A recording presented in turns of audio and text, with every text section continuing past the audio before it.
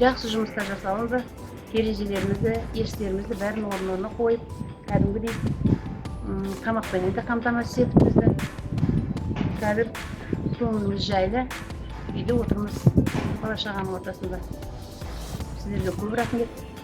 Бала-шағаларыңыздың рахатын көріңіздер. Дендеріңіз сау болсын. Тек қана жақсылық бола берсін.